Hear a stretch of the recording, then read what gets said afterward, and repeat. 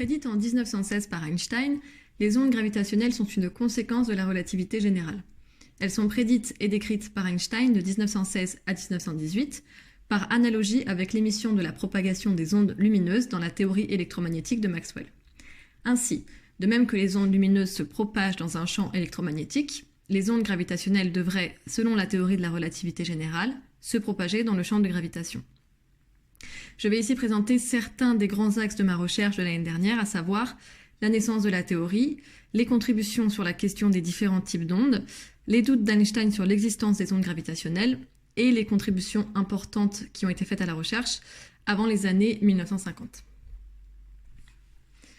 En 1916, faisant suite à la publication de la relativité générale, Einstein s'interroge sur les effets du mouvement accéléré d'un objet ayant une masse très importante.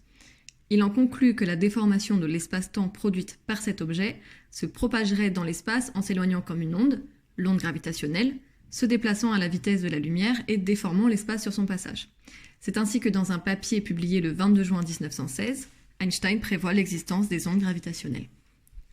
Dans un second papier publié le 31 janvier 1918, Einstein décrit comment s'effectue la propagation des champs gravitationnels loin de leur source d'émission dans le contexte de la relativité générale. Il rectifie une erreur de calcul qu'il avait faite 2 ans plus tôt dans sa première publication et déduit de ses calculs que les champs de gravitation se déplacent à la vitesse de la lumière.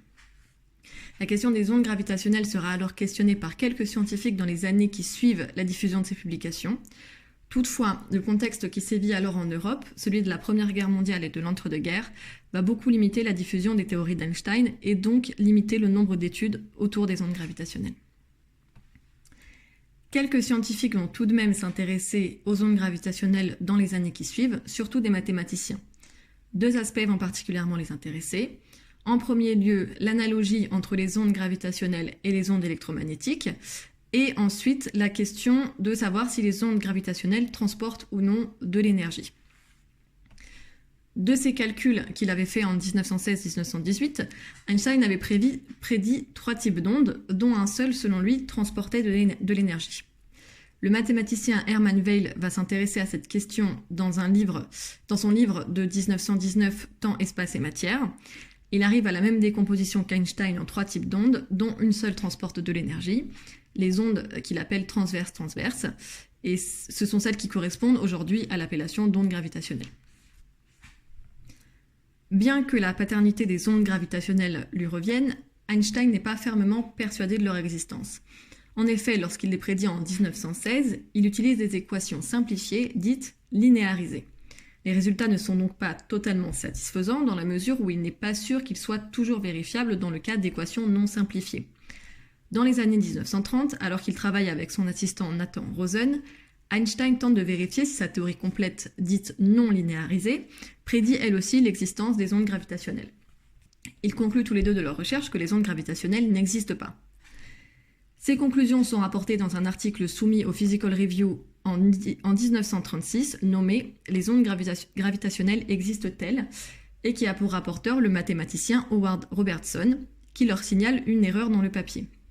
Einstein, furieux que l'article ait été envoyé à un censeur anonyme, refuse de publier son article au Physical Review et fustige son éditeur pour avoir fait relire son article sans son accord, en précisant bien que le rapporteur fait erreur. Il décide donc de publier son article en 1937 au journal de l'Institut Franklin. L'expert qui relit l'article d'Einstein et de Rosen, Howard Robertson, est un physicien américain qui fait alors partie d'une minorité de théoriciens qui maîtrisent bien les différents aspects de la relativité générale. Il n'est pas d'accord avec les conclusions de l'article d'Einstein et de Rosen et affirme que les ondes gravitationnelles sont bien réelles.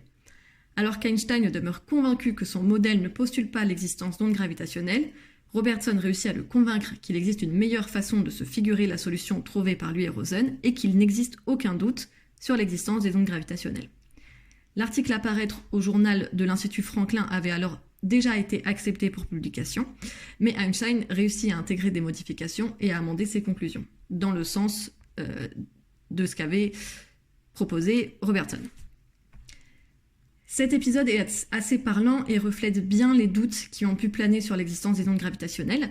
Et d'ailleurs, ces doutes ont subsisté jusqu'en 1957 et la conférence de Chapel Hill, où il y a eu un consensus scientifique pour admettre l'existence des ondes gravitationnelles. Le contexte qui sévit en Europe au moment de la publication de la relativité générale contraint fortement la diffusion des travaux d'Einstein. Toutefois, une petite communauté de scientifiques relativistes se forme, surtout composée d'amis et d'élèves d'Einstein. La relativité générale est alors considérée pendant plusieurs années comme étant plus pertinente dans le cadre des mathématiques que de la physique.